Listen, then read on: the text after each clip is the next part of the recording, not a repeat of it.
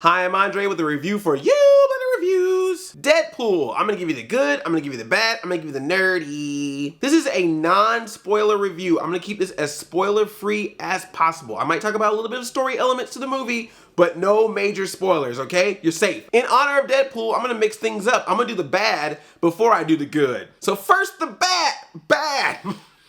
If you have seen the trailers for Deadpool, then you have seen most of the Deadpool scenes. You get a little bit more of Deadpool action in this. I'm not saying that's the only thing that happens in this movie when it comes to Deadpool, but it is a large portion of those action scenes, the stuff you saw in the trailers. Just letting you know. Just putting it out there. That's pretty much it. Everything else is great, and even that part, it's okay. The good is who cares that you saw in the trailers. It's good to see it again. Only time I saw them was on my computer screen. I never saw a Deadpool trailer in theaters, so seeing it on the big screen and seeing all the action take place, fun. Man, this movie, from the opening sequence, from the opening credits of this film, had me hooked. All the humor that you're expecting from this movie happens right at the beginning in a very, very cool opening sequence that I really liked. Very nice shot. Another good thing, it's rated R. Yeah, that's good. It is a rated R film. It's got sex, sexual humor, profanity, nudity, implied nudity. You will see blood. You will see pain. And sometimes you need that in these types of movies, because when you're seeing all this punching and everything happening, you want to feel like someone's getting hurt sometimes. I mean, that sounds really mean, but it's true. The rated R stuff happens, but it's never like a, hey, we're being edgy. It was just like, no, that's the universe that you set up. And it is definitely a Deadpool film. You get all the over-the-top jokes, all the references to just random pop culture things. Fourth wall breaking is in full effect in this movie, and what's good about it is it has a nice balance. It's never too much of it. It's just enough to know that, hey, this is a different type of superhero and this is what he does. Or I'm sorry, anti-hero, since everyone makes a big deal about Deadpool's not really a superhero. Whatever. Anyway, he is doing all the Deadpool-ish humor, but it never takes away from the film, which is great. It makes the crazy stuff more funny, it makes the serious stuff more compelling, and it all works out. Ryan Reynolds is just amazing. He was born to be Deadpool. I feel like somehow the stars were aligned that someone said, I'm gonna make a comic book character so that the actor Ryan Reynolds will eventually play him in a movie after playing him in a movie before where he did a bad job, and after him being a completely different superhero, which was a bad job.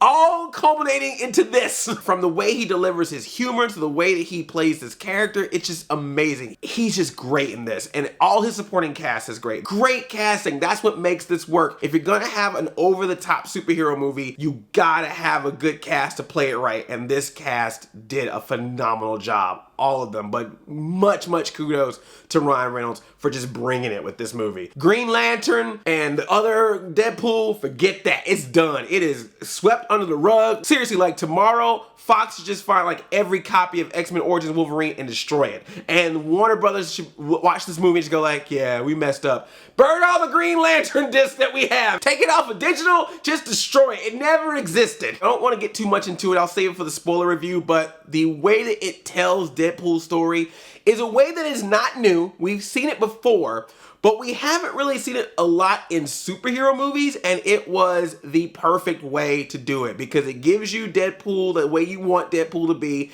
and it gives you his backstory so you know what became of him to become Deadpool for people who are fans of the comics as well as people who are new to this character altogether, or the people that just dress up like him but don't know who he is. For all the craziness, for all the insanity, for everything that's so weird about this movie, it probably has the most heart of a superhero movie I have seen in a long time. I mean, we get so many big budget superhero action films that is just a lot of style and not a lot of substance.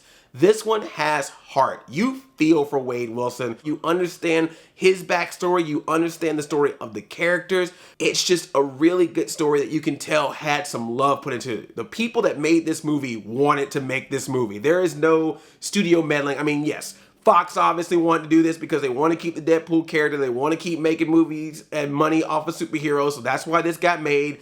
But they didn't care cash cow, make whatever crap they wanted to make about this. This is not Fantastic Four. This is not X-Men Origins Wolverine. It's very, very simple. It's a very simple tale about Ryan Reynolds, about Wade Wilson, about his character and the woman he loves and what happens with him to make him to become Deadpool. It's not about saving the planet. There's no ticking time bomb. There's no island in the sky. There's no millions of robots. It's just one dude wanting vengeance. And it's enough for you to follow this film. And then you add all the humor and comedy and crazy R-rated goodness that they add to this film on top of it. Blend that with some salt and pepper soup and some X Gon' Give It To You and some classic songs that you all love on the old time radio. Sometimes it's nice to just be like, look, let's keep it simple, but let's just make it good. This is why people are liking, say, the Marvel shows are on Netflix. They're not big budget things, but the performances are great. The action is great. The story is great. And that's what happens here. And particularly for you to be able to do that, give us a good story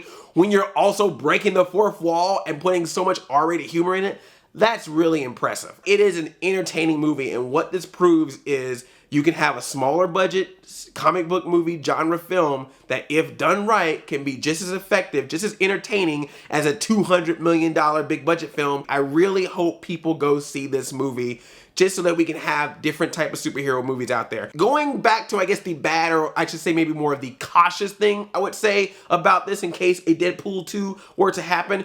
Be careful with who gets to do the humor. There were a couple of Deadpool-esque jokes that came from other characters. There's even a very, very subtle fourth wall breaking joke that happens from one of Deadpool's friends. In the future, just be cautious about that. The thing that makes Deadpool work is he's got to be the crazy one amongst all the people that are serious or normal. If everyone starts acting like that, then there's no goodness to just him himself. Not a lot of it happened. It was very, very subtle, but just something to be careful about, because when those sequels come around, you know, people will start doing that, and I just don't want that to happen. And now for the nerdy. The fact that this is a movie, that's nerdy enough.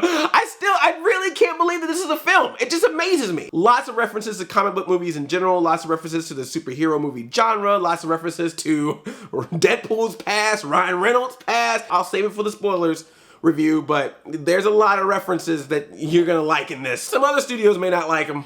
Even the studio that made this movie might not like some of the references, but they're in there. There is a cameo. I know a lot of you probably know who it is and what he does, but yeah. And hey, it's still a Marvel movie, so make sure you sit in your seat, because there might just be something that happens after the credit. There might be an after credit scene.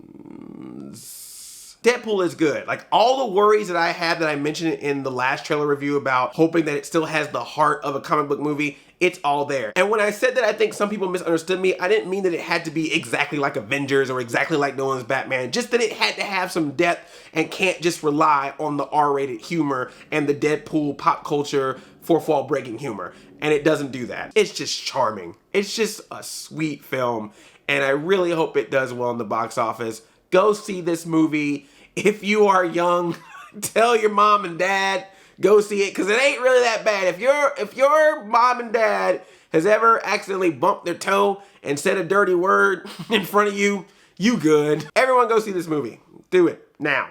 Go. And if you want more Deadpool talk, make sure you check out Catching Up with Andre on the Regal Movies YouTube channel. I give a whole history of Deadpool on there, and Deadpool might even show up. Not Ryan Reynolds Deadpool, but a Google image searched version of Deadpool. So be sure to check that out. And of course, I will do a spoilers review where I'll talk about some of the specific things in the movie that I didn't want to spoil here. Let me know what you thought about Deadpool in the comments. I love you like a play cousin. I'm Audi 5000. Chain chomp eon.